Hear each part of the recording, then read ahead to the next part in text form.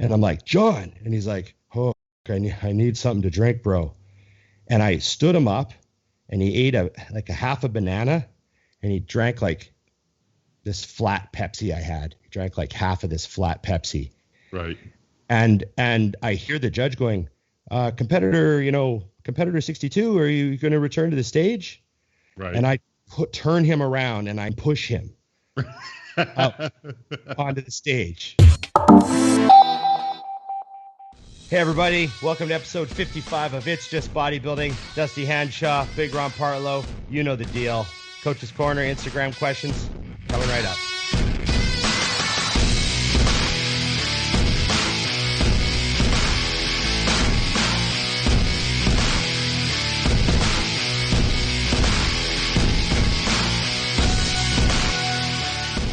So Dusty, aside from like, share, subscribe, and comment. Which, by the way, our viewers killed it last week. Yeah, they killed it. You guys were awesome. You dominated and crushed the YouTube algorithms. I felt like YouTube was calling me, minus the whole guy that was complaining about me thinking that COVID's bullshit. But whatever. He can keep watching. No, I didn't read any of it. I didn't block him. I just I liked. Did you see how Jay came out to play on the comments? I did. It's good to see that he's not afraid to say fuck off still. That's cool. You mad, brah? you know how sayings come and go. Like, yeah. They come into fashion. Cutler, they can stay. But when you're Jay Cutler, like, you mad, brah?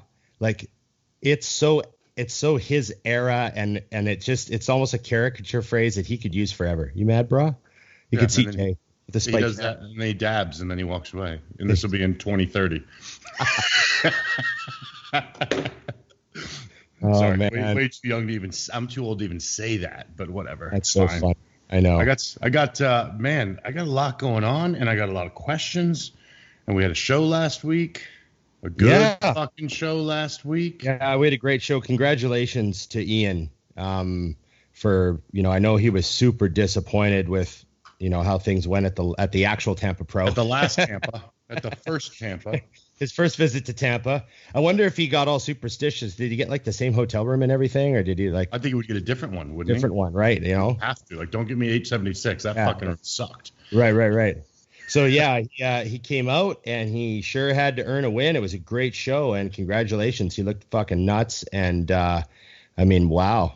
Didn't you? So you picked the correct top three, didn't you, on Fuad's show? No, I missed Justin. I missed Justin. Oh, you missed Justin. Okay. Yeah, I missed Justin. Which right? Yeah, which was a mistake in hindsight. It's looking at him on paper. You know what's weird? In my brain, he's like still a new guy that's consistently in the top 5 every time he competes, and I just don't seem to recall how freaking good he is. You know who he reminds me every time he hits a shot? Hits his front double. I'm like, oh, Victor Martinez. Yes, Victor Martinez. he's got a Victor Martinez quality to his physique that is some guys have a physique and you're like, I could see a lot of people wanting to look like that. Oh, for sure. Like that's the type of physique he has, know. Just so it's tons of room to move up on him. What do you think he weighs? That's the thing, is I guarantee you it's lighter than I would guess. Like, you know what I mean? Yeah, I mean, probably. I mean, he would say 240, so yeah, probably 230. 40? Okay. Right. Like, yeah. Like how you got to have the 10-pound add-on that everybody does. Right. We're also an inch shorter. Yeah. This is the only sport where you go down an inch and up 10 pounds. But no, I was really impressed with him. I thought one thing that I despise, and it's funny because we had just talked about this last week, was the amount of people judging from Instagram that are just so certain that they know what should have happened. And I just reached out to Aceto. I shot him a text. I'm like, hey, what is happening? Because the call-outs were interesting, and that's what threw me off was the call-outs. Yeah, they had the picture. I ignore the pictures because I know I don't know what I'm looking at. I looked at the call-outs, and I know who's judging. And I mean, Steve and I are usually pretty I pretty much agree with him. He's an old school kind of dude. So I'm sure he was head judging that show, and I'm watching the call-outs. I'm like, there's a lot of movement. I mean, are these guys fading and getting better during prejudging? What's happening? You know what I mean? Yeah, there was a lot going on because I mean, didn't Antoine look like he was going to be a little bit higher there for a while? I can't remember. Yeah, well, he started out he was in the first call out on the end. Yeah. But you know what it is Antoine's a prime example. Now, I didn't see it in person, but I know from watching coming in, he looked like he would need to be a little more full. So I would guess, based on me saying that in the first call out, I'm assuming he probably faded a little more as the posing went on. You know what I mean? Right. He posted some hotel room shots that were bonkers. Yeah. But I think it's also one of those things where, like, if you're guys don't realize if you're a little flat and then he lost some of his, like, holy shit being a little flat. And then everyone else was so fucking big. I mean, even he was like, these guys are huge, you know, but he brought it. I mean, it's just, I think, you know, a little heavier eating or a big thing I would probably guess without seeing anything did would be a little more water. And I bet you he'd have been bigger. Yeah. So that's what Palumbo said. I kind of listened to Palumbo's breakdown. It was like automatically played after my Rogan ended. Hey, good job finishing a Rogan. Congratulations. Yeah. You know, YouTube knows to either throw on Rogan or something with bodybuilding in the title. Right. So he was just saying he thought maybe it was like a little bit of a hydration issue. So, Makes sense. Quit drinking too long or something like that. Now, who wound up fourth? That was your third place pick, wasn't it? Yeah. Fourth was that? That was Mustafa. Yes. Yeah. Mustafa, yeah. And he looked awesome. The only thing that again, pictures, so nobody hate on me. I feel like his amount of muscle shows, but his structure shows against those guys as well. Right. Because he's narrow in comparison. He's so much muscle, but like on a rear lat spread, Iain is huge. Yeah. On a shot like that. You know what I mean? It's because his shoulders, Iain reminds me of a structure of like a Cutler as far as his shoulders are so wide.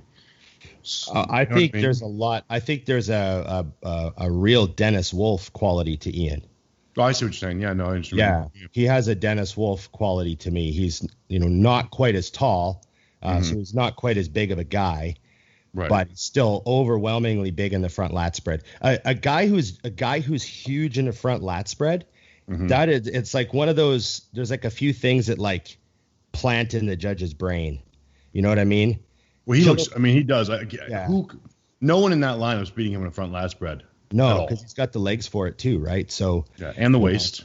And that's the whole thing. Like he's got that going on. So but that Mustafa guy. So Aceto FaceTimed me on like the day before the show, right?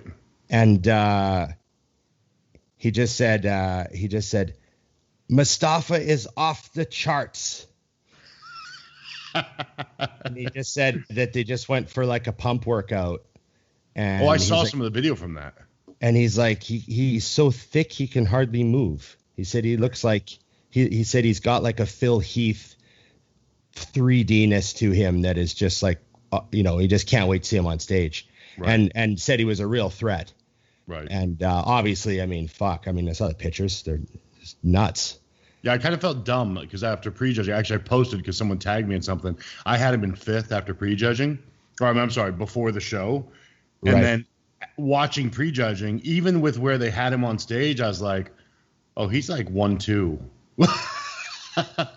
You know, like, again, I try when you're only getting pictures, you don't know what the order is of when these pictures took place. Yeah. So I'm just looking at him. I'm going, okay, he's 1, 2, 3 right in there. So I was way the fuck off. So I was only a little off by the end. That made me happy. Yeah. No, you weren't. I had Patrick in there too. Yeah. Oh yeah, Patrick. And then Patrick was fifth, right? Yeah, fifth or sixth. I can't remember. Yeah. I think so. And he's another one. I mean, it's just time. I think the only thing I would have, I hope that he shuts it down. I think he should do the Arnold. Yeah, that would be smart. I agree with that. Yeah, because but if he shuts it down, I guess he could do the cow because it's a week. But I think the danger is then he goes and wins somehow, and now he's going to want to do the Olympia. And I think that would be a mistake. So I really think you just shut it down now, because you're not gonna get, like Fuad had said that before, because he skipped the Olympias. Like, don't skip an Olympia. If you get a qualification, you do it no matter what. But I think for someone as young in his career, every day he's not going up is a mistake. Right. You know, because he's not a guy who's looking to squeak his way into winning these shows. He wants to win Arnold's and Olympias. Yeah. And I know that everyone immediately wants to jump on last year and say he was an Olympia guy, and now they all want to say he sucks. He is an Olympia and an Arnold guy. He just needs time. Yeah. You know, going up. It was a great show. It was a great show. What did you think of Quentin? Well, I've always thought he's awesome. So like he's one of those guys that I think, I don't know how he doesn't get more respect yet. But when he has some time, he's gonna be. These shows are gonna be like, oh, he's winning. Like I almost hope that he, like, and this is like, he's a great guy, but I'm just kind of jokingly saying, I almost hope he doesn't get any respect for a while. Right. It might drive him to be like radically better. You know, like, I don't want, because he's so young. You know, like, you think, like, you know, as an old guy, I'm thinking back to when I was like as young as him, and I'm like, man, I'm glad that I like wasn't like thought I was too good at that time. You know what I mean? Right. No, you're chasing it. Want him to like chase it more. Yeah. Cause then it'll be crazy. Yeah, no, but I think especially in Canada, everyone knows. Yeah. You know, like it's just like, cause it just it's funny cause I've started following more and more his improvements, who know the sport. He's going to leapfrog a lot of people that are ahead of him right now in the next year. Like, oh yeah. Well, just from last, like the Toronto Pro, I think was just my last memory of him. I think. Yep. So from like the Toronto Pro to like how he looked coming into this show, I'm like, what the fuck? Yeah. Like, big deal. And I mean, if he does even half that next year. Isn't he with Dorian? Yeah. He's out at Pure Muscle training out there. And he lives up there and does the whole thing, right? Yeah. I like that little muscle mansion bodybuilder factory Dorian has going. Oh, they must have a lot of fun out there. But yeah, you know, it's there's you got the gym, you got the house, you know, all the hooligans. But I think also, like, I mean, think about, you know, people who were like, if I could go back, even at our level, like, as good as everything was, if I was training and living in the same gym as you and all this shit, like, I would have been better. Like, because we're on the similar level. We're going for the same things. There's a respect there, but also, I mean, let's be honest. I mean, I want you to do good, but I want to do better. Right. I know what you mean. You know what I'm saying? So I think for all those guys, you know, he and Antoine being in that, they're kind of in the same realm right now. That's going to make them both better. Kind of like back in the day with Cormier and Flex. No, totally. You know, They were both better because they fucking trained with each other. They're flip-flopping placings. I mean, yeah, no, it's cool. I think bodybuilding needs, like Arnold always said it, bodybuilding needs, you know, interesting characters.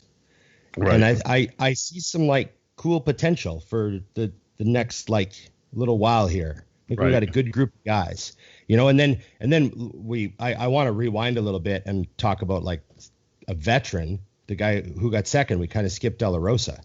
Right. I thought he looked, was he third? Oh yeah, third. I thought he looked awesome. Yep. Like I like we were saying how big he is.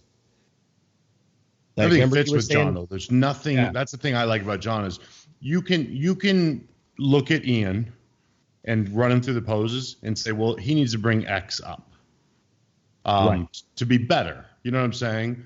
But think of every pose with De La Rosa and think of a muscle that's missing. Yeah. No, there isn't one. No, he looks good. He looks good. He's just got a great physique, man. I love seeing. You know what he's the victim of, I believe, though. And I this is not a shot, but I would even want him to know this.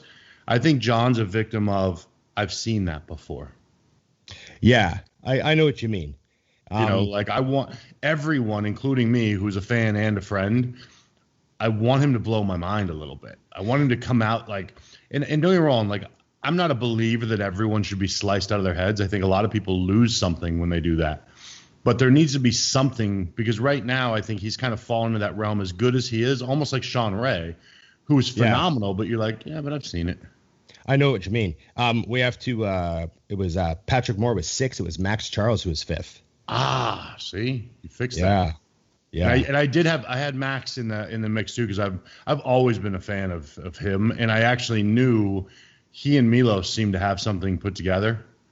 He looked good, Max man. Nailed it because he did the Arnold with Milos too, and I felt he really got missed there. So my only criticism of Max is, I'm looking at his pictures right now. My only criticism is that sometimes even if he's peeled, his quads don't have a lot of separation. Mm-hmm. And his quads were very separated at this show. Like he was dry in the legs. And he didn't lose the size. Like whatever Milos is doing, he kept his leg size, you know? Yeah. It was like a real good Max Charles. He's just such a beast too. Jesus fuck. So, you know, I've had the displeasure of competing with him a couple times. It's cool when I see his name and they're like, well, I mean, I could get second maybe. Cool. No, he's just big, huge guy, round muscle bellies and good shape. Yep. Yeah, he's got the waistline and everything too. So the bases are covered. You know what I'm saying? So we got some. How many questions you got? I got a bunch. Got a bunch of questions. Yes. And I screwed up and only gave everybody an hour notice, so I'm pretty stoked that they hit us here. I got a ton. I'll fire one off for you to start. Go. Okay. Oh yeah, this is a good one. Contest coming up. Let's have a contest question. Yes. I'll just sum it up. He's asking, if your client doesn't have access to any kind of real diuretic like Diazide, what would you do? So there you go. So, most of us use some kind of diuretic in tiny amounts for shows, but if not necessary, if you don't have any diuretics. Yeah. So I actually just had this, just go. All we ended up doing, I knew in advance he didn't have them. Was water. You water load to get the body used to obscene amounts of liquid. And then one of my tricks is actually is two things. You've got the option of cardio hot, leading into the last couple of days. But my favorite is actually a bathtub with mint alcohol and sweating. Oh. I don't know if you've ever done that. Just sweat it out. So my friend Jake Wilson, actually, I got this one through him because we used to try to make 212 and he would be peeled at 225. Yeah. And the diuretics, what was interesting was if he did too many diuretics, he would get flat. Right. So he put the alcohol in the water, hot ass tub, close the door, sit in there for 15 minutes, get the sweat going. And then when you get out, don't cool off. Just let it keep going. And I mean, very normal for us to drop that 12, 15 pounds in the last couple hours. Yeah, crazy. And then once you pull it all out, you just don't put it back in. It's a pretty simple process. Then it was 8 ounces of fluid with each meal and just enough to move the carbs and call it a day. So simple. I'm a big fan of dandelion as a herbal diuretic. Ursi leaf. Yeah, there's some good formulas out there. But you do those longer run then, right? Then that's like a 5-6 day thing. Yeah, it depends. Even Wednesday, Thursday, Friday, you can get a pretty good effect. If the person's in good shape, it's more noticeable just off the label, like just do the label dose for 3 days and you can see a result. I've even seen people like do dandelion for a few days and they start cramping. So that's definitely enough to alter your balance. And what do you do for your clients to avoid cramping? Use magnesium and you have to keep calcium electrolytes going in. Yeah, right? You keep electrolytes going in. So calcium magnesium supplement is a great idea. And usually, most people are never low on potassium, but especially because we eat a lot of meat and a lot of people miss the calcium and they go with the potassium. Yeah, so we're most of us aren't deficient in potassium. There are some people that I've seen that started taking potassium and they felt better and looked better, like they had some kind of absorption issue. But most people don't. Just keep your sodium in and you should be good. I really don't like to micromanage stuff that has there's just too much going on. I like to just keep it the same, try not to change it, try not to upset your electrolytes too much to begin with. That's another thing. Like, instead of like hammering yourself with diuretics and then like trying to fix things, it's like, just don't hammer yourself with diuretics. Like, that it's such a random, like, there's such a random chance that you're going to actually look better when you just hammer your body with stuff like that, and then you fuck everything up. And just really try not to fuck your electrolytes up to begin with. Right. One, I think the big thing is too, which you already nailed but didn't push on, was be in shape. Like, a lot of people confuse the need for diuretics and water because they're not in great shape. Yeah. I mean, if you see top guys in the gym 2 weeks out, they look like they pulled their water already. Yeah. Like, the difference between what you look like, I mean, it's drastic because you're in such good shape that a little tweak goes a long way, but it's really not that nuts. You know what I mean? The amount of water. So if you're relying on a diuretic, if you're relying on your water pull, you're probably already fucked. Yeah. Yeah. It's funny though. I remember, if you do enough shows, you'll have that one show where you have like a radical water transformation. Yep. 2010 USA's. Go ahead. Yeah. Yeah. So that there's always that one time. Like, I remember I went into a show one time. I had no striations in my glutes at all. I thought, oh, fuck. Here I am. My physique looked really good.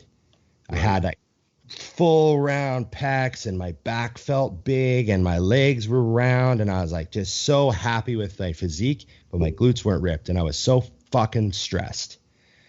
And I remember I took like a big hit of diuretics. I think I took like a half full diazide. Yeah, I took like a half an aldactone and a full diazide.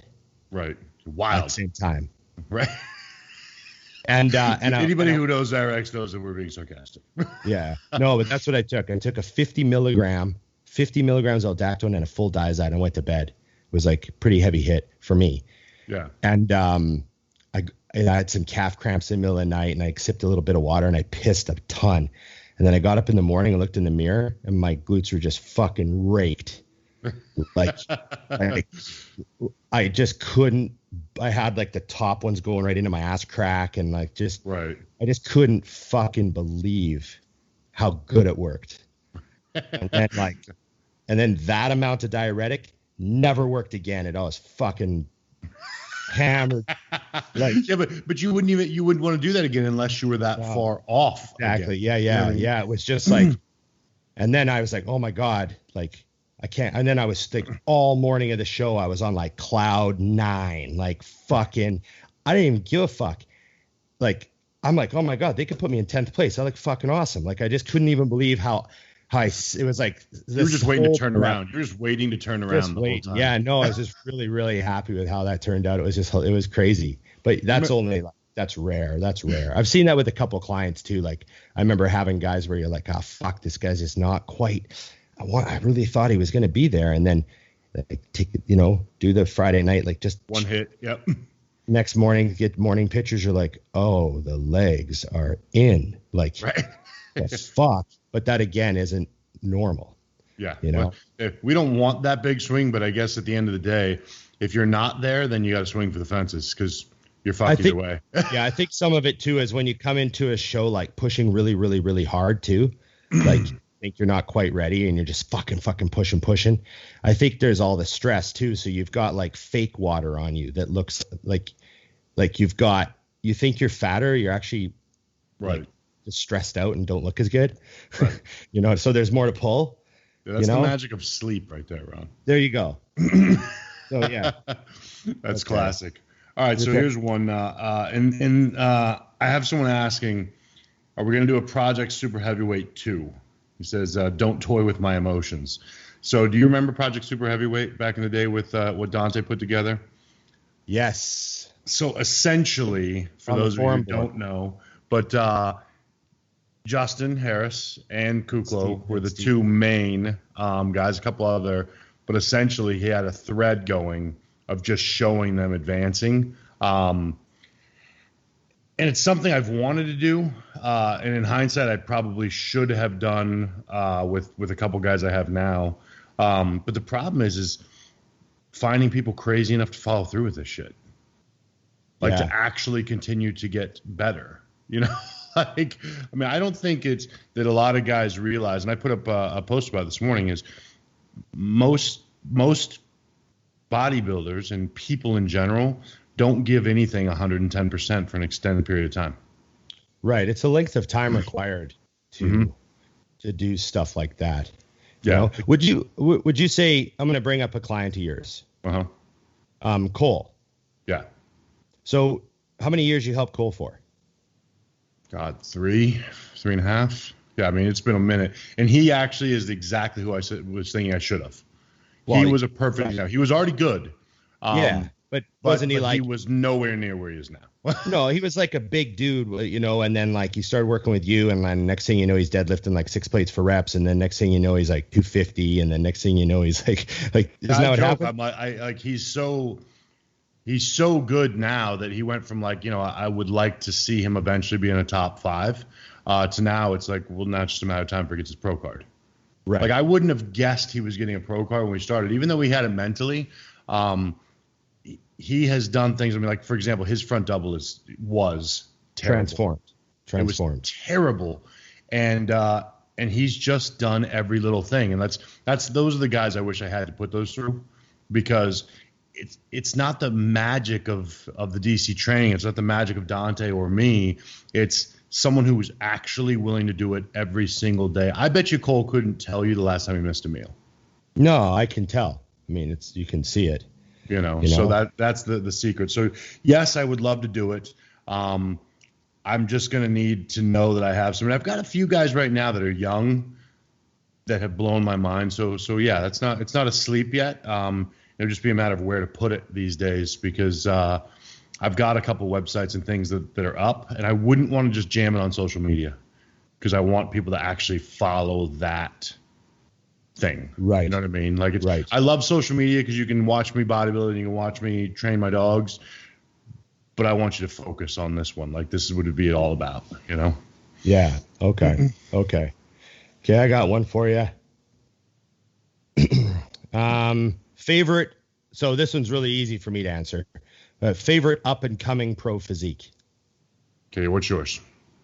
Well, up and coming to me means like new. Right. But he says pro, so they already have to be pro. So I say Hunter Labrada. Valid. But he won a show, so does that mean he's not up and coming anymore? I don't know. Yeah, is he already here? Is he arrived? Like, is it not up and coming? If it's not, then I guess I'll say Quentin. Right. Because of the crazy structure is just mind-boggling. But yeah, so I'd say Hunter essentially is my answer. Yeah, no, Hunter's phenomenal.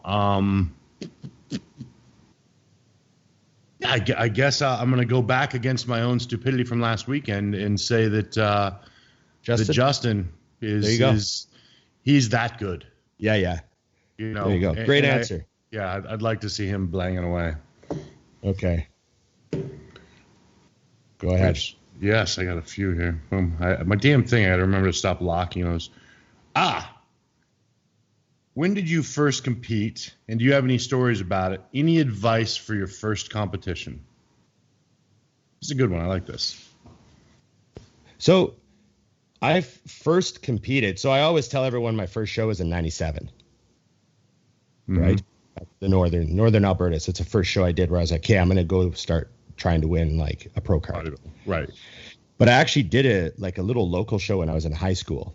And I don't, like honestly, I forget about it sometimes. But anyways, I did a little mini diet and all that. I've mentioned it.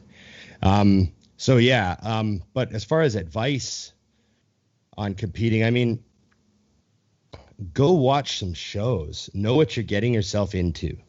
I mean, I'll help anybody for a show, but when I get someone who's like, oh, I've never been to a show, I'm like, okay, you've never been to a show and you want to do one. Like, you have to make sure that you know what you're doing, because I've seen people run into some problems with that. They're just so unprepared for what actually goes on at a show. Right. And you could, I mean, with, the glory of the internet now, you can watch enough videos and you could educate yourself, right? There's all sorts of backstage videos, and there's all sorts of behind the scenes videos and all sorts of stage footage and prejudgings from every fucking show ever. And it's all right at your fingertips. So you need to watch that stuff and fucking educate yourself, because I can't imagine going to a show and just not knowing, like, oh, we got to put a number on, like, right. Like, oh, it goes on that side. Oh, oh, there's tape on the floor. Yeah. Oh, there, like, it's how do I know who tans me? How do I? Yeah. Yeah. So, and the reason I think that that's important is because I think that you don't want any surprises. Right. Like, you just do not want, like, I don't know, that's just how I think. If I'm going to invest my time into something to do my very best, I want to also educate myself on what's coming for me, right? Right. Oh, there's people back here with rubber gloves on that are putting my oil on for me. Oh, woo. Like, yeah. I was trying to figure out how I was going to do that on my own. And trust me, you guys have it so fucking easy now. It's a joke. Yeah, we used to have to do each other's or pay somebody. I did the hotel bathtub pro tan fucking marathon. Yep. And you guys don't have to do all that shit. It's right there. But fucking educate yourself. Like, you just really need to know what's going on. Oh, they're going to make me stand at the back line for a while, and then they're going to call me forward. Yes, and I shouldn't let my gut, like, all that stuff. And before I did my first show, the 97 Northerns, before I did that show, I had attended national level shows in Canada, Australia, and New Zealand. I had been backstage helping my training partner win the Australian Nationals. I did his tan for him. I held his water bottle. I caught him when he fucking passed out. I gave him a banana. I pushed him back on stage. Did I ever tell you that story? No, and you have to right now. Yeah, I'm gonna. You know what? This is perfect. This is the. I'll tell it quick. 97 Australian Nationals. John Davies there. He's a fucking beast. He's like 260 fucking pounds with strided glutes, and we know he's gonna win. Like, we are going to Melbourne or Sydney. We're going to Sydney to destroy nationals. Like, it's fucking on. Right. And we go there, and we're in the hotel, and I'm hyped, and he's there with his girl, and he's hyped and very calm. And we go to the show, and I'm his backstage guy. And I'm like so lucky to be I'm like backstage at the biggest show I've ever been to. Right. And I'm doing his pro tan, and I'm fucking his dream tan. I'm doing his dream tan. Oh shit. Yeah. And I'm holding his water bottle and helping him out. And I'm standing off the side of the stage, and he's on stage doing call outs with all the heavyweights, because there's no supers yet. Yeah, I was gonna say, you better explain that one. Doing call outs with all the heavyweights, and they're grinding him pretty hard. And he actually just turns and he's obviously first call out. They go through a few rounds, and he just turns and walks off towards me. And I'm like, oh, and he's coming towards me, and I can see he's like the glaze. Yeah. And I'm like, oh shit. And just as he gets past the curtain, he drops down to his knees, and I catch him. And I'm like, John. And he's like, oh fuck, I need something to drink, bro. And I stood him up, and he ate a half a banana, and he drank like this flat Pepsi I had. He drank like half of this flat Pepsi. Right. And I hear the judge going, competitor 62, are you going to return to the stage? Right. And I turn him around, and I fucking push him up onto the stage. And he like stumbles out and walks back and stands in line and goes and like hits a few more rounds and like, wins the show. But the fact that I saw that before I competed made me prepared beyond the comprehension of most of the people I was facing. Well, yeah. Yeah, without question. So it's no surprise that I, did well out of the gate, because I went on stage understanding that, like, that's what it took to win at that level. Right. Yeah. So the highest level that you weren't at yet. So you were locked in for that. I mean, you pretty much know. I think the only thing I would add is you're fatter than you think you are. I mean, that's my line for every competitor that ever gets ready for their first show, and probably their 10th for most people, is you're fatter than you think you are. pinch the back of your hand and then pinch your ass. And if they're not the same, keep dieting. Yeah, no, I mean, it is. It's that simple. And I think at the lower level, everyone's waiting to see the top 5 USA guy walk out, and he's probably not there unless he needs a quick qualification. That's not who you're competing against. Right. So be peeled. You know, I hate to say this, but remember when CrossFit was really, really popular? And bodybuilders hated it because it was so pathetic, and these people don't know what they're doing, and right, it's all this terrible stuff, and all that shit.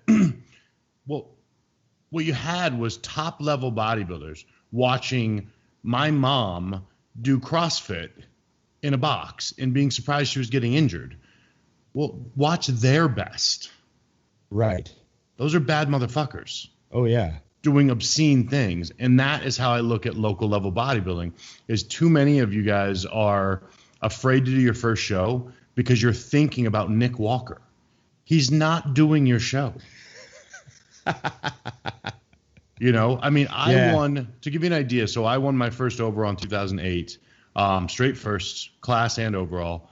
And nationals was, I don't know, 4 weeks later. I didn't do it because I knew I would get destroyed. Yeah. Like destroyed at the next level. Complete waste of your time. Yeah, like there's no reason to get on an airplane. And I think that's where you guys kind of get confused, is understand there is a huge jump. So don't be afraid to jump in that show, but definitely be peeled when you do it. Yeah. If you're peeled, you're going to be just fine. I placed in shows right from jump with barely any muscle because I was peeled. Yeah. Get ripped. You know, so be sliced and you'll be fine. Plus, you got to find out if you even like the fucking sport. That's the thing I hate about this sport, is everyone's going to be a pro the moment they start bodybuilding, but they don't even know if they like bodybuilding. Yeah, that happens with anything that gets popular. You know, a lot of people start doing it and then they're like, oh shit, you know, I'm going to start skateboarding, and then they're like, oh, I don't like falling down 100 times a day. Yeah, because when you're watching barracks, you only see the successful. Yeah, you don't see him come down on the jumping off the stairs the 700 times before he sticks it. You know, they're on Instagram watching skate videos. I only say that because that's what I watch. I'm fascinated with those fucking guys because I used to do it, and what was good in the 90s is like, oh, so you started skating today? That's not bad. Yeah, there's kids at my skate park here that they fucking board flip everything off everything, and then they land every time. Like, they're good fucking skaters. And I talked to this one skater the other day. I was like, I saw him land like 10 different flips in a row off these rails. And I said to him, I'm like, dude, I could tell you put in a million fucking reps because, right. And he just looked at me, he laughed. And I'll sit out there and see nobody land a thing for like an hour. Yep. And then this guy comes out and lands like 20 out of 25 fucking, you know, crazy things off rails. Yeah, and he's probably still no one that no one's ever heard of. Yeah, just a local dude. Yeah, local dude. Okay. What is the biggest what the fuck moment of your career?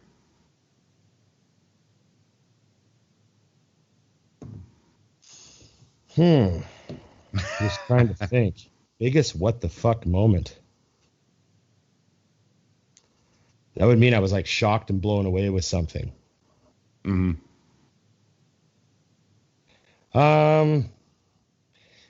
Well, the first thing that came to mind was I had one placing that I was like, there's one year I didn't win. I got second, one of my seconds, and I was just like blown away. Right. And it was just one of those things where like I did everything I had to do, and I thought I had the physique to win, and I try to block people out, but I had one of those days where like, Jesus fuck. Like, I think every guy in my class came up and congratulated me. That's the kiss of death. And then I had a couple guys that were kind of like rivals, you know, because we faced each other all the time. Right. And there was this one coach named Darren, and he coached a bunch of really great bodybuilders, like good guys that were always going to be a problem, right? Mm-hmm. And Darren was really well loved in Canada here. He actually unfortunately passed away a few years ago. But Darren came up to me at the night show and he shook my hand And he goes, I'm really glad that I got to be here to see you win this year.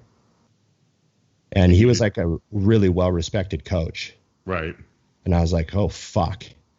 And so I just went into the night show, and like, I just had this feeling backstage, like people from other weight classes were looking at me and they're like, yeah. you know, and I was like, okay, stay calm, stay calm, stay calm. But it was just overwhelming, and it got into my head. Right. And I was like, this is it. Embrace it. Embrace it. Don't worry, Ron. Accept it. Like, I started like thinking positive. I'm like, why am I being so negative about this? This is fucking, maybe this is happening, you know? And I just had got in my head and walked out on stage, and they call top 3, and fucking go out there, and they call second place, and they call my name. And I was just like, oh, I just had a moment where I was like, that's it. I got nothing left. I'm done. Right. And I remember I had a lot of friends in the audience and stuff. And like, there were people crying in the audience, and like, it was like, and then like the crowd wasn't happy, and like, no disrespect, the guy that beat me or anything. Like, you know, he was shredded. He looked great. But I just thought I had him because like I was 260 and I think he was like 228 or something. Right. And I just remember the announcer, like the crowd response was, you know, controversial. And I remember the announcer said, "Hey folks, I just read them. I don't write them." Right. And rough.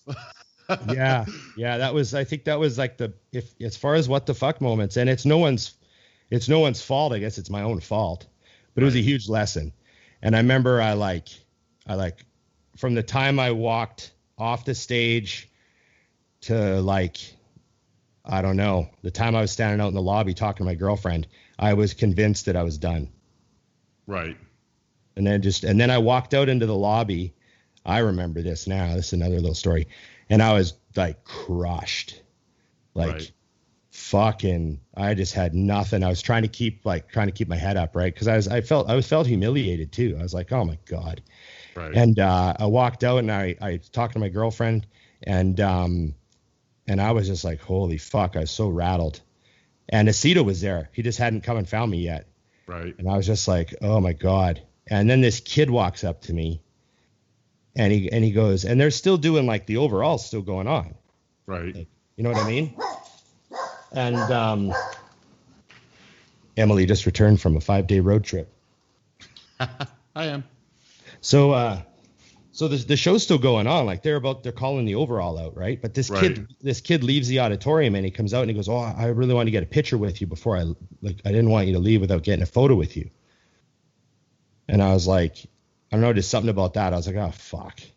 So I took a photo with him, and I thought, oh man, like, you know, that just really helped. I don't know, it did something. And then I was just kind of standing there, and then they did the overall really quick. It was over like that. And Aceto was right. Next thing I know, Aceto was right in my face, and he just looks like shit. His hair's like fucking sideways. And that's when he goes. He goes, I don't know, North Americans in 2 weeks. And I go, and I didn't even mean to say yes, but I just go, yep. And he goes, okay, I'm going to bed. I wish the people that are listening to this understood Chris, because it's so par. And then I looked at my girlfriend, and I go, I guess I'm doing North Americans in 2 weeks. And she goes, good. Right. And I was like, hey, it's over. You know, but that was just, you know, that was probably the only time. Every other time I got second, I got second 8 times at nationals. Every single time I got second, I was like, you know what? You could see why. Yeah, you could see why. I could see why. That other guy. Or you could at least understand an angle. Yeah. Yeah. I'd say, fuck, I thought I had him because of this, this, and this, but he had this and this. Right. I think that's the big thing, though, man, and I wish more guys would do that. When you get done with your show and it doesn't go the way you think, stop looking for why you should have won. Start looking, why did they win? Look for the reason so you can improve, because that's the dumbest shit. I hate that post-show, let me put up my best shots to show you why. And the other thing, and this is actually something that I want to separately jam on, watch video. Yeah. Video is key. In 2013, I took 5th at North Americans, and I was stunned. I was like, how the fuck? Like, I was third for sure. And I know it sounds funny, but the top two were beating me. No question. I couldn't believe it. I'm better. I see the pictures. I'm better. Like, I am not fifth. I watched one video. My breathing was terrible. And I go, oh, fifth place. Got it. Right. Yeah. I mean, immediate. Yeah. There was 1 year I was like, I knew the other guy had harder glutes than me. Mm-hmm. And I was like, fuck, they love those glutes here in Canada. And I just fucking, my glutes were tight and hard and I was shredded hamstrings and I was in good shape, but my glutes just weren't like his. Right. And then he had a great big thick back. Right. And then I beat him on like front lat spread, side chest, side tri, ab thigh. Like, right. But, hey, fuck, he had a bigger, thicker back and he had more striated glutes. So it was a Ronnie Coleman days. What are you going to fucking do? Yep. Yeah. I think that's key. I think it's key though. You nailed those. Even though in your head that would be one of those situations where most guys would say, but math. I beat him on 5 shots. But it's a look. That's not how it fucking works. And you have to be there in person to really, really judge. And then, and I said, hey, fuck, he was a big, huge, thick dude, man. I can't outshape everybody at that point in my life. Yeah, I can't outshape anybody, so that's cool. Yeah, there you go. Good question. I'm getting so many music questions now. Well, you got to do it. Well, I don't know. You have to do some of them. I like these. Nobody gives a fuck about bodybuilding on It's Just Bodybuilding.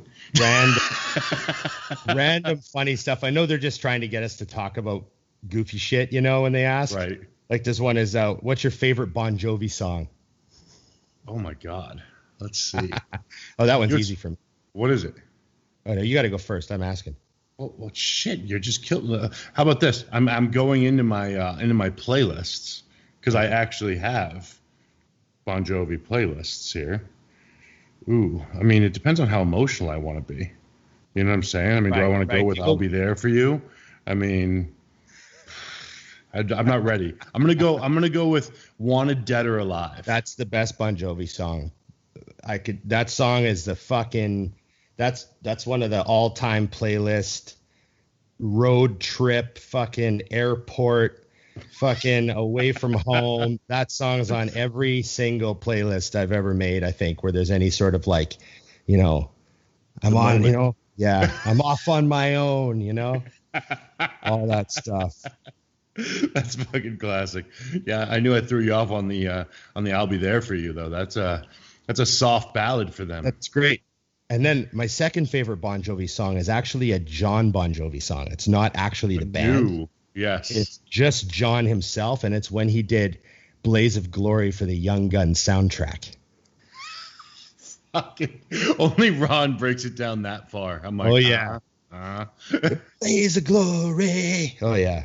I think these music questions are twofold. They want your answer and they want to prove I have no idea what you're talking about. Well, you remember Young Guns, right? Charlie Sheen, Emilio Estevez. Oh, yeah. Yeah, those were the days. Okay, you go ahead. I like your questions better. I like when they're random. Okay, here we go. Boring. Can Ron talk about when he met Victor Richards? Oh, yeah. Okay. So that was like how I ask questions that I want the answer to. That was that. So I had just got to Australia and I had a work visa and I had just been there like a couple of weeks. And I was training at a gym called Archer's Gym, which was like a legendary hardcore fucking, like, it was just off the charts, that place. And I was training there and I was only there for like a couple of weeks. And I kind of getting to know a few guys, and I'd met my buddy John, and I was kind of I hadn't met John yet. I'd seen him in the gym, and I was like, fuck, that guy's a monster. But he would just come in and train and not talk to anybody, right? Mm-hmm. And he had the biggest legs I think I'd ever seen on like, a non-Olympia competitor. Right. I was like, Jesus, fuck. Anyway, so I'd seen him around, and I'd seen all the characters, and I'd met a few of the, it was one of those gyms where everybody was a And And everyone started saying, hey, are you coming down to Brisbane this weekend for the show? And it was about an hour drive to Brisbane from the Gold Coast. And I was like, oh, well, fuck, I should go to a bodybuilding show. It might be a good place to meet some chicks, right? Yeah. You know? Not that we care about that, but yes. No, but, you know, it's always going to be fun. I'll make some friends, meet some, you know, maybe meet some girls. Like, fuck, I'll go down to Brisbane. So we caught a ride down with these other guys that were going and just putzing around. They had a little bit of an expo there, and they had like a buffet at the expo. I was like, oh, they know how to do shows. They're like fucking, you know, got like food, like real food, you know? And anyways, I'm at the back, and that Big John comes over to me, and we start talking, and he's like, hey, you're the Canadian guy from the gym. And we start chatting. So we kind of made friends there. And then he goes, hey, I'm actually driving Victor around because Victor Richards was guest posing. Right. And I didn't know Victor Richards was guest posing. So I literally get there and I see him on the poster. That's how you found out. I'm like, what the fuck? Like, no one in the car mentioned it because they had already talked about it a bunch of times, right? Yeah, for the 12 weeks leading into the show that they knew he was there. I just didn't know. So I was like, holy shit, because he was like, you know, he's like a mythical phenomenon at that point in time. He's unicorn. He's unicorn, right? And so I'm like, oh, shit, it's gonna be awesome. And John goes, oh, hey, I'm driving Victor around and like taking care of him. So, you know, come hang out, come to the table and I'll introduce you and blah, blah, blah, you know? So I got to kind of stand with Victor for a bit and talk to him for a little bit. He was this like super nice guy. And I just remember thinking like, oh yeah, he's the biggest dude I've ever seen in my life. Like, this most muscular human being. I can't imagine anyone having any more muscle on their frame than this. This is like the farthest end of the cartoon spectrum that I can comprehend at this point in my life. And then, but he's only like 5'7". So even though his muscles are like super round, he's not a huge guy. Right. He walks out on stage and he looks like he's 350 pounds. Like he's probably 290 to 300 at 5'7". Right. And he looked way more like the 3D and the bubbles on his chest and just he was like a big balloon Michelin man. He was so fucking huge. Still one of the roundest, biggest guys I've ever seen in my whole life. And in pretty good shape, guest posing at 300 pounds. Right. And yeah, he just like walked around and he had sunglasses on. I love it. Oh, yeah. Wore sunglasses. I think he even had boots on too. That sounds like I've seen pictures, so that I think that might have been his thing. It's where the sunglasses and the kind of the Harley boots or whatever he had on. And then it was funny because I moved in with John like a month later. Right. And I remember I asked him, I'm like, hey, what was hanging out with Victor like?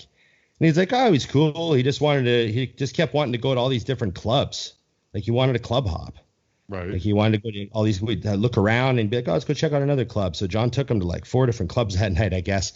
And he's like, I spent 10 hours with him. He ate one little meat pie from a street vendor. You're expecting him to be gorging all the time. Yeah. And this was back in the days, like John would have like meals and shakes in a cooler. Right. And he's like going to the car and eating like a meal and going back in the club. And Victor's like, I'm good. And I'm bigger than you and better than you. Yeah. It's funny. The genetic game, ladies and gentlemen. The genetic game. Yes. That's gold. You're up, dude. Don't be slacking on me. I'm up. I got so many music ones, man. I don't want this to go off the rails. Pick one band that's no longer together, dead or alive, to reunite for a new record. You can bring them back to life, huh? Yeah, dead or alive. Oh God. Come on, Ron. I mean, I just depend on you on these to inspire me right out the gate. We got a chance for one more Nirvana record. I'd say that's what we could do. That's so funny because I was thinking of that just because that's one of the few I know. I'm gonna go way older just because this will throw you off. But I'd bring the Beatles back. I'd bring the Beatles back. I imagine with how fucked up our world is now, they could really give me some good shit. And they do a double album. Like they always do, like my first double album ever was. Yeah. Do you remember they used to fold it? You'd open and open like with a CD. Oh, yeah. I like that stuff. That's what I miss. That's what I miss the most. And I mean, I'm not going to bitch about how it used to be and all that stuff, but I think that's like something that was a lot of fun that people don't get to do anymore. Was like the album art, the liner notes, reading all the lyrics. Like I used to love that. Yeah, it was a big thing when you went and got a new record. Yeah. You wanted to absorb the whole record, right? It's like you're just like, oh, these guys did these 10 songs. Like I want to hear all 10 and read all the lyrics and see what they're about, and some of them are just about. When's the last time you actually, the last full album I bought was Eminem's most recent, and it was just because it's him. And if he puts out a record to tell someone to go fuck themselves, I want to hear every word of it. Right. But right. But other than that, it's the 3 songs I'm told that I'm supposed to like, and I may not even listen to the other ones. Right. And back in the day, you bought it, so you had it. If it was the tape days, you really fucking had it. So you better just learn them all. You know what? One thing I like to do, here's a little recommendation, just if you're in the mood to change it up a bit, is on Spotify, there'll be like deep cuts playlists. Right. So, let's say you type in Metallica and you get, the Metallica main page with all their albums, and then you got this and that. Or if you're on Apple Music, same thing on Apple Music, you get all their music. Yeah. But if you go to the bottom, there'll be like bands that they were influenced by, and there'll be a bunch of albums. And then there'll be bands that they influenced, and there'll be a bunch of albums. Yep. So you can kind of like get a feel for some other music there sometimes. Or maybe you've heard of a band, you're like, oh, I didn't know that they were kind of related to Metallica. Right. Like maybe I'll give them a quick listen. So I'll put a song on once in a while. But then there'll be like Metallica Essentials, and it'll be all their hits. And then there'll be Metallica Deep Cuts, and that's like the B-sides and the stuff that never gets on the radio, right? That you forgot about. Yeah. So maybe if you haven't listened to an album for 20 years, you put on that and you hear like a song from, and you're like, oh fuck. Yeah. Right. So I like that. That's what I do sometimes. That's cool. That's classic. Yeah, I do the same on two, because right now I don't really like music that's current. I'm that old guy now that prefers the other stuff. So I'll go back and say like the other day I was driving and I don't even know how it happened, but a Bush song came on. Oh yeah. So I was like, fuck yeah, they were so good. But I scrolled down and I just started hitting all of them that were like them. I forgot about 100 bands. Oh yeah, that era was so crazy. There were so many bands popping up with albums. Yeah, but they were all awesome. Yeah. And you're like, God, I haven't heard this song since then. Yeah. Thankfully in this day and age, it's just one click away from becoming mine forever. Yeah. Every time I'm like, I forgot this song. Download. Every single one. I know, it's so convenient now. It's unbelievable. All right, let's see here. Go ahead. Boom. Who gives a shit? Who gives a shit? All right. This is opinion, but I like it. How does Nick Walker compare to the New York Pro lineup with the physique he brought to the North Americans?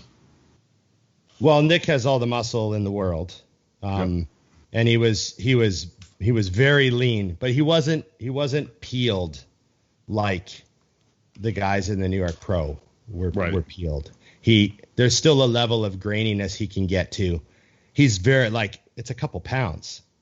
Yeah. Isn't it? Like if he was a couple pounds lighter, there would have been fibers in You know what? I use the word crisp. Just a bit of a look. It's a minor thing, and I think it's something when you have that much muscle, you have to have the balls to go for it. Yeah, and he'll do it probably. And I mean, they know what they're doing. They're probably going to make sure that that's the focus for the next show, right? Do you think he should compete soon? Well, assuming he's healthy. Yeah, assuming it's healthy and feels great and has nothing wrong with him, then yeah, that would totally depend on it. What's the next show? It's coming up right away, isn't it? The Cal this weekend. Yeah, the Cal. Yeah, and it's being held in Vegas, right? Yeah. I love this is our sport now. The New York Pro in Tampa. Well, it's like all the teams are in one city playing sports, right? Yep. But yeah, so I I mean, he could hop in that, but I would make sure he only hops in it if he feels 100% like he can be better. Right. But I mean, like the future, you know, the guy's so young and he's got all the muscle that he needs for a while. Mm-hmm. And, you know, he was in great shape. I mean, he posted a back double from his hotel room, I think. Yeah. And so he looked harder there than he did on stage. I have a feeling, though, that the stage light wasn't too friendly to anyone because it was a tent and there was a lot of natural sunlight getting in there. Yeah. No, I noticed that from both shows. I felt like the lighting was weaker than usual. Yeah. I sort of feel like no one really looked their best at that show. Right.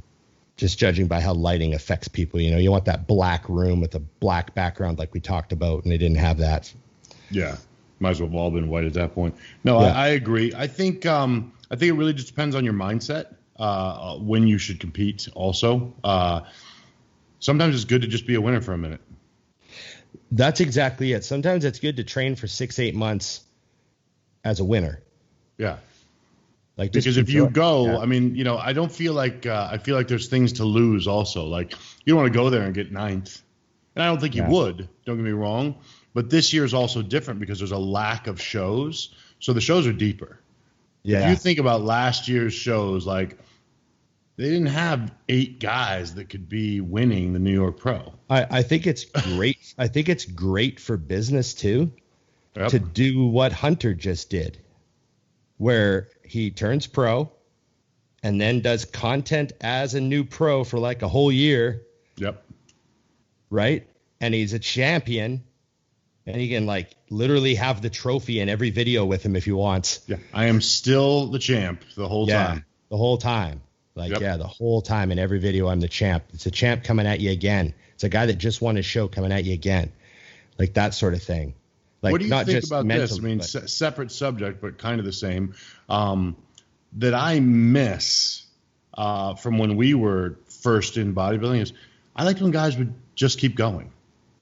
Like they'd win the New York Pro and then do the show a week later. Like now I don't really understand. Like I do and I don't. Like there's a reason back in the day they would hit all of them. There's a reason the shows were deeper because Flex Wheeler, Ronnie Coleman, Kevin Levrone, Chris Cormier did all of them back to back to back. Nowadays you do one show, you get your qualification, and you bounce. And it's like, to me, I miss as a fan knowing like, no, they're going to go to battle again. And Iain can come back. And like, for example, this weekend, you know, a lot of people talking shit. I would, and I know he won't, and I'm not suggesting he should, but it would be fun as a fan for Iain to come back a week and slam the fucking door. Yeah, that would be great too. So, you know? So here's a question there. If Iain, let's say Iain came and won the Cal, they shuffle that qualification down to second place, don't they? I don't know if they do. See, that's I think the thing. They do, but if they don't, who gives? And this is where it gets tricky because I have seen with my own 2 eyes. I don't care what anybody says, and since I don't compete anymore, I can say this out loud. I've seen guys who should have got second win because they needed him to get the qualification. Well, that's what I'm asking. I'm asking if you think that like if there's a risk to go do that. Yeah, and there's it would a deterrent. Like, are they going to let me win 4 shows in a row like Mike Francois did in his first year as a pro? Just fucking smash, Arnold smash, go to the Olympia, get 7th. Yeah. You know, that's a year. That's a good year. He put like, what, 150 grand in his pocket that year from just winning all those shows. That's the other thing that I like, too, is I think that's the other factor that gets missed now is like, I think there's a certain value in saying, right, is Iain a top 5 Olympia guy right now? My answer is no. So I'd rather see him be a champion on that second tier, and he's the top of the second tier. Oh yeah, he's moving up. He will be in the first tier in a year. So it's like smash the next 2 shows in North America, maybe win, maybe get second, and then disappear and come back next year at the Arnold or what? Whatever. What was the paycheck for the New York Pro? I don't know. I'm guessing like 10 plus the ring. Yeah.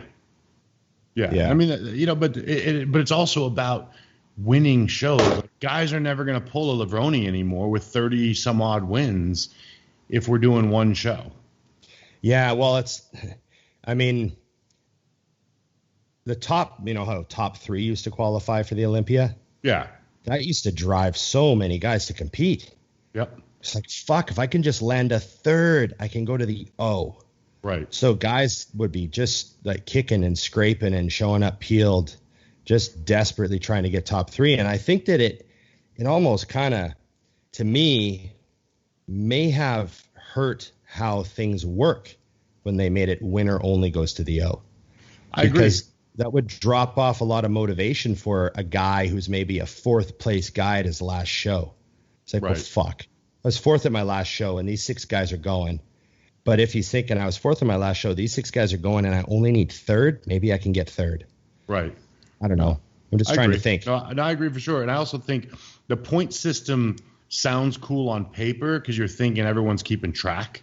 We're not. Right. I don't know who has what points and the guy who's in the mix knows, and he tells me, and I'm like, oh, okay, so you are right there. Like, I had no idea. I think Iain had said in one of the shows that he only needed like a 3rd to definitely go to the Olympia.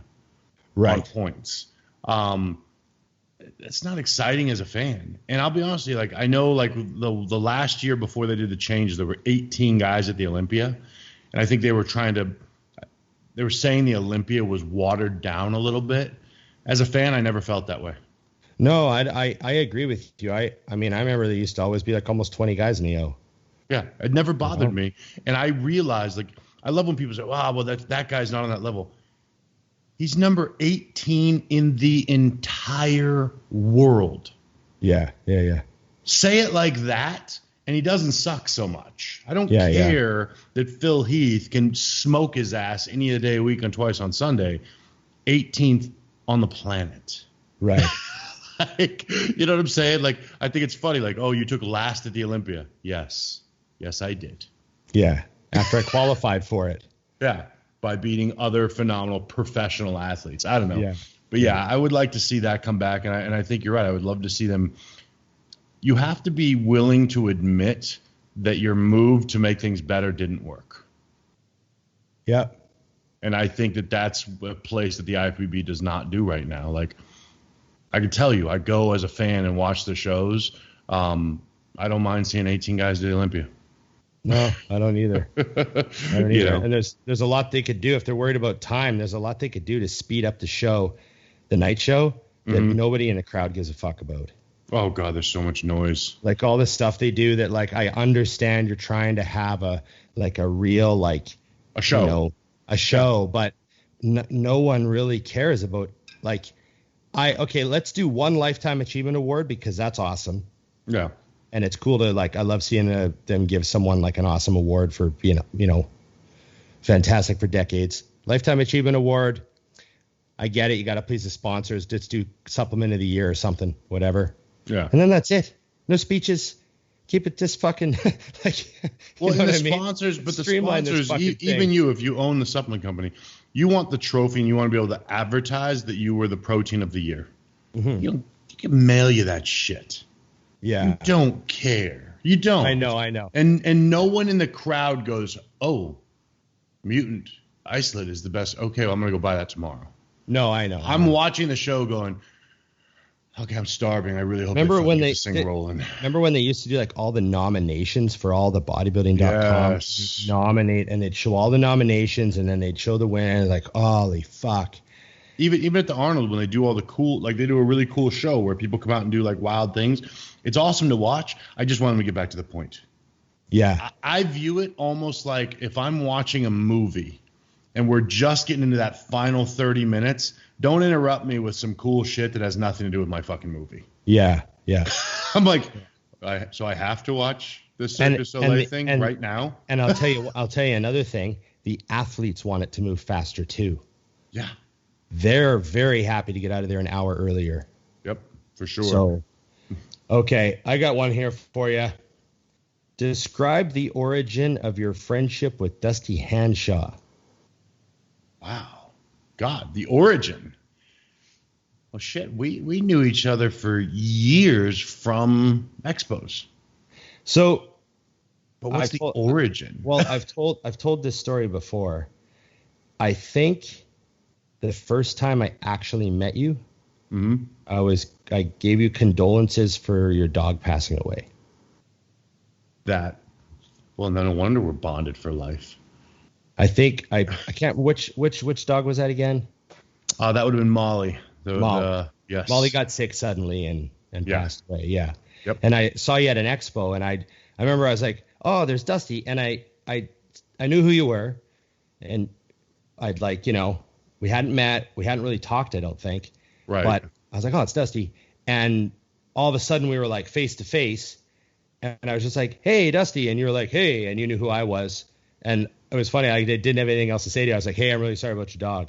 Right. And then you looked. You almost gave me a look like, oh, I fucking barely know you, man. You need to bring up my dog. You're gonna go here right now.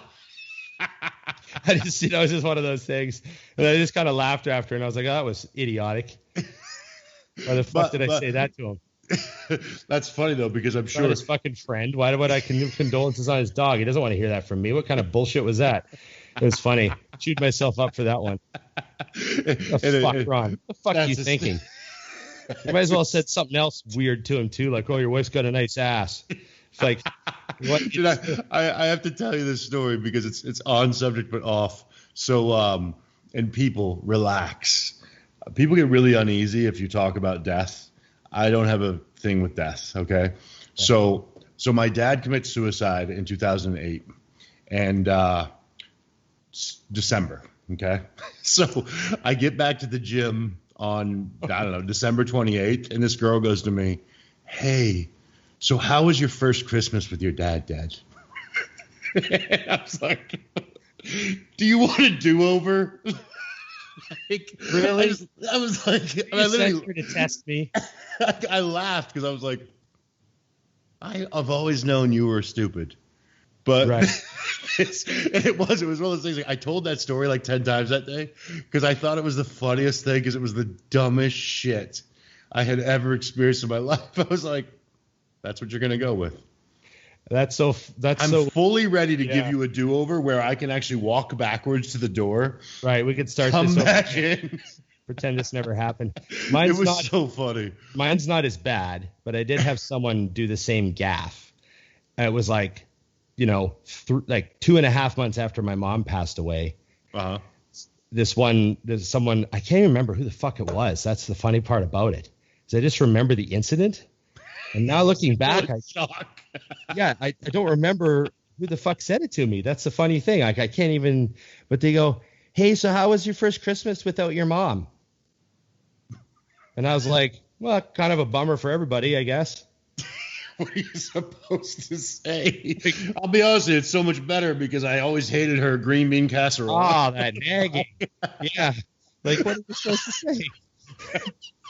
I had to eat that shit just because she claimed it was famous. Oh, Jesus.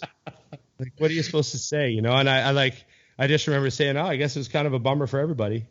And then you walked away, you're like, who asks that? You could have said, how was Christmas? Yeah. How was Christmas? How was your first Christmas since your mom passed away? Yeah. Like, I don't know. I have to point this out for listeners that I'm not a morbid person, but I just find it funnier when someone is so far off. So see, Ron, Molly was actually a good thing because actually to me, truthfully, that tells me when people are connected. Like when people know shit about your dogs or your whatever, I'm like, oh, that's cool. Like, and you're not always, truthfully though, you're not always prepared for it, but it is actually like, oh, that's awesome. Because I had a lot of people after Zoe had died at the Olympia that year. Were awesome. And it was like, and you're just like, I wasn't the only fucking moron that walked up to me. Oh, it's good shit. Oh, God. Okay, let me see. I want to see if I have one more that's worth the end here. Dun, dun, dun. Okay, this is a good one. And we've kind of done this before, but because they keep asking, let's do it anyway. A lesson or skill you learned from bodybuilding that's helped in business and life in general. That's so fucking easy. Repetition. Yep. It's it's funny how many areas of my life that just is the solution to the problem. Yep. Let's do it. Do it again. Do it again. Try it again. Yeah. Repetition. Relentless repetition, I guess. Like, so many people quit something after 1, 2, 3, 4 times, right? Right. And, but you have to realize that, like, man, like, it takes hundreds and hundreds of times to get certain things right. Right. And bodybuilding teaches you that, like I'm still searching for the perfect set. Right. 30 years in, I still grab the bar and I think, okay, I want this set to be perfect. And then when the set's over with, I'm like, that was pretty good. Right. But, I kind of pushed with my pinky on that one rep, and I felt my I felt my one pec not quite as engaged as the other, and my one shoulder was a little sore on that last, it's just, that's how my brain is. Right. Every once in a while you'll get a set where you're like, like that, like surfing a wave. It's so funny because the whole time doing this, I'm like, am I going to bring him up again? Am I going to Point Break right now? Yeah, you're going to Point Break. It's like, the odd set where it's like a euphoric feeling after the set where I'm like, I literally gave everything I had, and I executed perfectly. And that was like a great set, but I wonder if I can get a better set one day. Right. What you said is key though, is it's that repetition of perfection on the little tiny things that creates the big thing. Yeah. And I think that would be my similar thing is when you're bodybuilding, it's every detail. Like when you're really on, I mean, we are talking every detail. I don't eat 201 grams of rice. Right. I have 200. Yeah. You know what I mean? Or 300 or whatever I'm told to have. It's exact. Yeah. And those little details, they sound minute. If it was 305, is it going to be a difference? No. But yes. And so I have the same feeling though. Like, so and I'm terrible because I'm a judgmental asshole, but I notice this when I go into businesses. I'll go in their bathroom, like, bathroom's dirty. This place isn't doing that well. Right. Because that's the details. And I assume in other areas of life, if every single detail is on point, you're doing as good as you can. And I think that's the magic is I will never be Phil Heath or even Iain, not even close. But if I'm covering every single detail, my business, bodybuilding, whatever, is the best it's going to be. And I think too many people say that doesn't matter. Skip it. No, it's how I go back to how you do one thing is how you do everything. Yep. Yeah, I feel the same.